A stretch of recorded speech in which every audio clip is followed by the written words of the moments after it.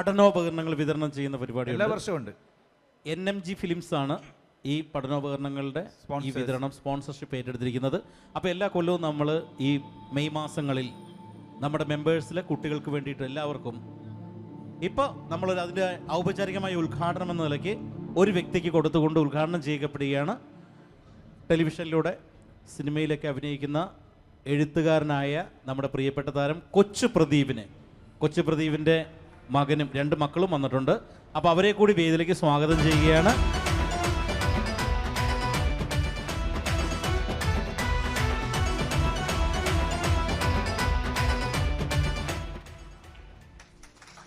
പ്രദീപേ, എന്തോ എന്തൊക്കെയുണ്ട് മോനെ വിശേഷം? നല്ല വിശേഷം. മക്കൾ നിന്നെക്കാട്ടും വലുതായല്ലോ. പിന്നെ അതെ, അങ്ങനെയല്ലേ വേണ്ടേ? അതാണ് വേണ്ടത്. നമ്മളെക്കാട്ടും വലിയ മക്കളാവണം. എൻ്റെ മൂത്താള് ഇളയാള്. ഇത് കാശിനാഥൻ, ഇത് ബദ്രിനാഥ് ആണല്ലേ. പുള്ളി കഴിഞ്ഞ ദിവസം നമ്മുടെ വിനീഷ് കോട്ടയം എന്നെ വിളിച്ച് ഇപ്പം ഇവൻ ഫോണിൽ ഗെയിം കളിച്ചുകൊണ്ടിരിക്കുകയായിരുന്നു. അച്ഛനെന്തെന്ന് വെച്ച് അച്ഛൻ കക്കുസി പോയി 2 മാസം കഴിയും വരാൻ. എന്തായാലും അല്ലൂർജന്റെ സിനിമയുടെ പേര് 2 പിള്ളേർക്കും. അതെ, കാശിനാഥൻ ബദ്രിനാഥൻ. കൊച്ചുപ്രദീപേ, എന്തോ കൊച്ചുപ്രദീപിനെ ഇവിടെ എല്ലാവർക്കും അറിയാം. പക്ഷെ ഒരു 4 വരി കൊച്ചുപ്രദീപിന്റെ ഒരു പാട്ടൊന്ന് പാടിയാൽ പടം തീർച്ചയായും നല്ല പ്രോത്സാഹനം. ജോഷി സാറിന്റെ പടത്തിലൊക്കെ കുറെ പടങ്ങളിലുണ്ട്. ഇപ്പൊ പാപ്പൻ, പൊറഞ്ചുപുറ ഏഞ്ചോസ്, വെടിക്കെട്ട് ഒക്കെ ചെയ്തു. നല്ല സിംഗറാണ്. ഇടയ്ക്കിടയ്ക്ക് ഞങ്ങളുടെ ഗ്രൂപ്പിൽ ഒരുപാട് നല്ല പാട്ടുകൾ പാടിയിടാറുണ്ട്. 2 വരി ഇപ്പൊ ഹിറ്റായിട്ട് നിൽക്കുന്ന പാട്ടിന്റെ തന്നെ ആയിക്കോട്ടെ. ഒരുപാട് ആടുജീവിതത്തിലെ ആടുജീവിതം. പെരിയോനേ എൻ റഹ്മാനേ, പെരിയോനേ റഹീം, പെരിയോനേ എൻ റഹ്മാനേ, പെരിയോനേ റഹീം. അങ്ങകലെ അങ്ങകലെ മണ്ണിൽ പുതുമഴ വീഴണുണ്ടേ, മണ്ണിൽ പുതുമഴ വീഴണുണ്ടേ. അങ്ങകലെ അങ്ങകലെ മണ്ണിൽ പുതുമഴ വീഴണുണ്ടേ, മണ്ണിൽ പുതുമഴ വീഴണുണ്ടേ.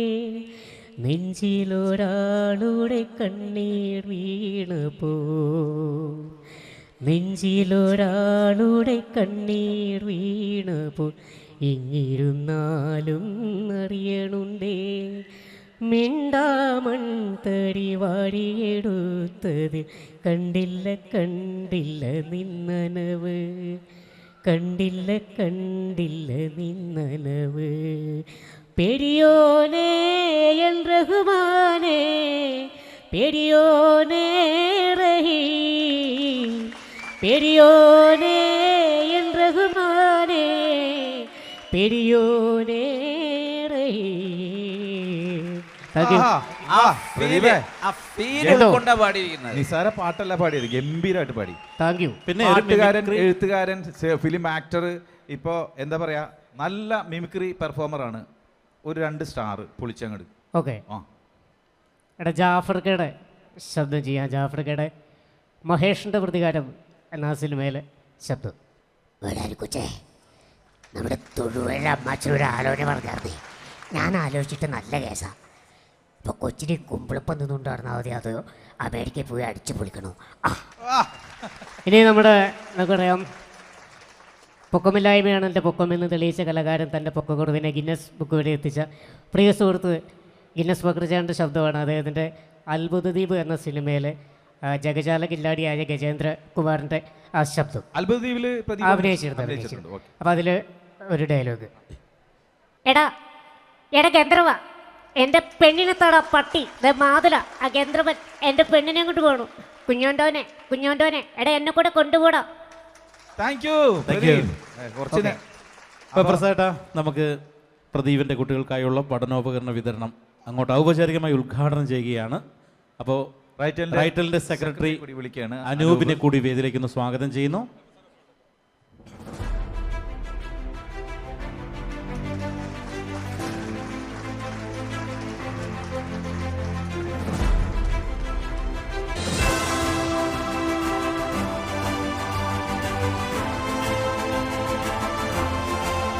ഈ പഠനോപകരണം വിതരണം നമുക്ക് സ്പോൺസർ ചെയ്തിരിക്കുന്ന NMG ഫിലിംസ് ആണ്. അവരോടുള്ള പ്രത്യേക നന്ദി ഞങ്ങൾ ഈ അവസരത്തിൽ രേഖപ്പെടുത്തിക്കൊള്ളുന്നു.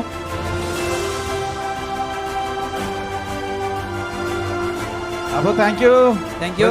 ഇത്തരം ഒരു വലിയ മഹത് കർമ്മം ഉദ്ഘാടനം ചെയ്യുവാനായിട്ട് എന്നെ ക്ഷണിച്ചതിന് പ്രത്യേകം നന്ദി രേഖപ്പെടുത്തുന്നു.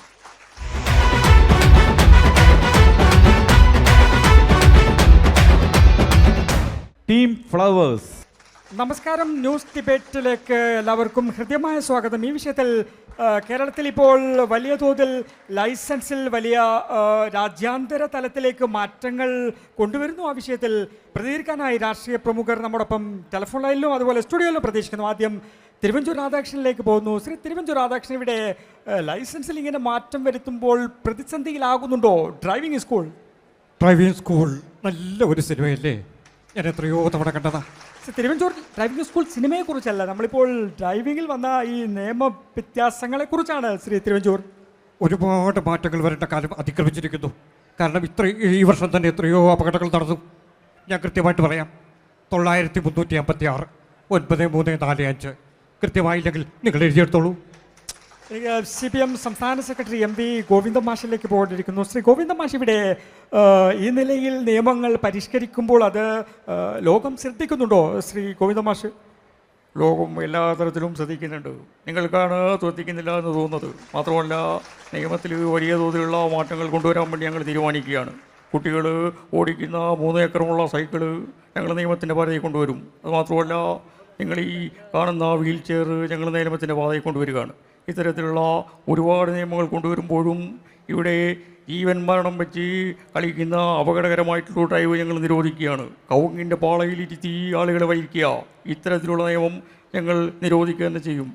ആ ജനങ്ങളുടെ നന്മയാണ് ഞങ്ങളുടെ ലക്ഷ്യം. അവനവൻ്റെ സേഫ്റ്റിയാണ് നമ്മളെപ്പോഴും നോക്കുന്നത്. കാരണം നിയമങ്ങളൊക്കെ പല സമയത്തും മാറി മറിഞ്ഞു വരുമെങ്കിലും ഞാൻ പറയുന്നൊരു കാര്യമുണ്ട്, റോഡിന് 2 വശങ്ങളാണുള്ളത്, ഇടതുവശവും വലതുവശവും. ഇടതുണ്ടെങ്കിലേ വലതുള്ളൂ. അപ്പം നമ്മളൊന്ന് പറയാം, ഞാൻ പറയേണ്ട ഒരു കാര്യം, ഇടതുവശം സേഫായപ്പോൾ ഇടതുവശം ചേർന്ന് പോകണം. വലതുവശമാണ് സേഫെങ്കിൽ നമ്മൾ വലതുവശം ചേർന്ന് പോകും. ഞാനെങ്ങനെ പോകുന്നതുകൊണ്ട് എനിക്ക് വളരെ കാലമായിട്ട് അപകടമൊന്നും സംഭവിച്ചിട്ടില്ല. ഇനി സ്വരാജ് ഇതിനെക്കുറിച്ച് എന്തെങ്കിലും പറയാനുണ്ടെങ്കിൽ പറ. നിങ്ങൾ പറഞ്ഞിട്ടുള്ള കാര്യത്തോട് ഒരു രീതിയിലും ഞാൻ യോജിക്കുന്നില്ല എന്ന് പറയാൻ ഞാൻ ആഗ്രഹിക്കുകയാണ്. മാത്രമല്ല, നിങ്ങൾ ഈ കാണിച്ചു കൂട്ടിയിട്ടുള്ള ഒന്നും തന്നെ ലൈസൻസിൻ്റെ കാര്യത്തിൽ വരുന്നില്ല. കാരണം ലൈസൻസിന് കൃത്യമായൊരു ചരിത്രമുണ്ട്. അത് 1942 കാലഘട്ടത്തിൽ ക്വിറ്റ് ഇന്ത്യ സമരത്തിന് വേണ്ടി ജാലിയൻ കണാറിനടക്കമുള്ള ആളുകൾ ഓട്ടോറിക്ഷയായി പോകാൻ തുടങ്ങുമ്പോൾ ബ്രിട്ടീഷ് കമ്പനി കൊണ്ടുവരികയാണ് ഒരു നിയമം, ലൈസൻസ് വേണമെന്ന്. അപ്പോൾ തന്നെ ആ നിയമത്തെ മാറ്റിമറിക്കുവാൻ വേണ്ടി ഇടത് സർക്കാർ എടുത്തിട്ടുള്ള പുതിയ നിയമമാണിത്. അതിന് നിങ്ങൾ സപ്പോർട്ട് ചെയ്യുകയാണ് വേണ്ടത്. എനിക്ക് തോമസ് ഐസക് സാറിലേക്ക് പോകേണ്ടിയിരിക്കുന്നു. തോമസ് ഐസക് സാർ, ഇവിടെ ഇപ്പോൾ വലിയ തോതിലുള്ള മാറ്റങ്ങൾ വരുത്തുമ്പോൾ ഇതിനെല്ലാം സാമ്പത്തികമായ വലിയ ചിലവുകളുണ്ട്. അത് താങ്ങുവാൻ ഇപ്പോൾ കേരളത്തിന് സാധിക്കുമോ ശ്രീ തോമസ് ഐസക്? അച്ചടിച്ച പുസ്തകത്താളിൽ നിന്നും നമ്മൾ പഠിച്ച ലൈസൻസിൻ്റെ കാലമൊന്നുമല്ല ഇപ്പോൾ. എല്ലാ ദിവസവും ഇതിലും മാറ്റം വന്നുകൊണ്ടിരിക്കുകയാണ്. അപ്പോൾ സ്വാഭാവികമായിട്ടും അതിൻ്റെ ചിലവ് വരും. ഈ ചിലവ് വരുമ്പോഴേ ഈ റിസർവ് ബാങ്ക് നോട്ടടിക്കുന്നൊരു സാധനം ഉണ്ടല്ലോ, കമ്മട്ടം. അവിടെ ചെന്നിട്ട് 1500 കോടി രൂപ വേണമെന്ന് പറഞ്ഞാൽ അപ്പം തന്നെ അടിച്ചു കൊടുക്കും. അപ്പോൾ ഇതൊന്നും സാമ്പത്തിക ബുദ്ധിമുട്ടിനെ ബാധിക്കുന്ന കാര്യങ്ങളല്ലെന്നേ. അപ്പോൾ VD സതീശന് എന്തെങ്കിലും പറയാനുണ്ടോ? എനിക്ക് പറയാനുള്ളത് ഈ ഗോവിന്ദൻ മാഷിനോടാണ്. ഗോവിന്ദൻ മാഷ് പറഞ്ഞു ലൈസൻസ് കൊടുക്കുന്നതാണ് പറഞ്ഞത്. അതുപോലെ തന്നെ റെയിൽ കൊണ്ടുവരുമെന്നും പറഞ്ഞു. ഇത് രണ്ടും പോരാത്തതിന് റോഡ് എന്ന് പറഞ്ഞു. എന്നോടൊരു ബംഗാളി ചോദിക്കുകയാണ്, ഈ റോഡ് എന്ന് പറഞ്ഞാൽ കുഴിയുള്ള റോഡാണ്. അങ്ങനെ ആ രീതിയിലാണ് കാര്യങ്ങൾ പോകുന്നത്. അത് മാത്രമല്ല, രംഗണ്ണ പറയുന്നുണ്ടല്ലോ അംബാനോട്, അംബാനെ ശ്രദ്ധിക്കട്ടെ അംബാനെ എന്ന് പറയുക. ആ നിലയിൽ നമ്മൾ കേരളത്തോട് പറയേണ്ടി വരികയാണ്. ഈ വിഷയത്തിൽ എന്നോടൊപ്പം ശ്രീ PC ജോർജ് ചേർന്നു. PC ജോർജ്, ശ്രദ്ധിക്കണമെന്നിങ്ങനെ നിരന്തരം പറഞ്ഞതുകൊണ്ട് കാര്യമുണ്ടോ ശ്രീ PC ജോർജ്? എൻ്റെ മുന്നിൽ നികേഷ്, ഞാനൊരു കാര്യം പറയാം. ഇതിലൊക്കെ മര്യാദക്ക് വണ്ടി ഓടിച്ചിടുന്നത് ഒരു അപകടവും നടക്കുന്നില്ല, മനസ്സിലായില്ലേ? അല്ലെ വഴി തെറ്റിയവരൊക്കെ പൊളിച്ച് തെറിയാ പറയേണ്ടത്, മനസ്സിലായിക്കോണം. എനിക്ക് രാഷ്ട്രീയ നിരീക്ഷകൻ കൂടിയായ ജേക്കബ് ജോർജിലേക്ക് പോകേണ്ടിയിരിക്കുന്നു. ചർച്ച അവസാനിക്കുമ്പോൾ ജേക്കബ് ജോർജ് സാർ, ഇവിടെ ഇപ്പോൾ ഈ വലിയ നിയമങ്ങൾ കൊണ്ടൊക്കെ തന്നെ കേരളം നല്ല രീതിയിൽ മുന്നോട്ട് പോകുമോ ജേക്കബ് ജോർജ്? പല രീതിയിലുള്ള അഭിപ്രായങ്ങളൊക്കെ ഇവിടെ വന്നു നികേഷ്. എനിക്ക് പറയാനുള്ളൊരു കാര്യം, പാലങ്ങൾ വരുന്നു, പിന്നെ ബൈപ്പാസുകൾ വരുന്നു.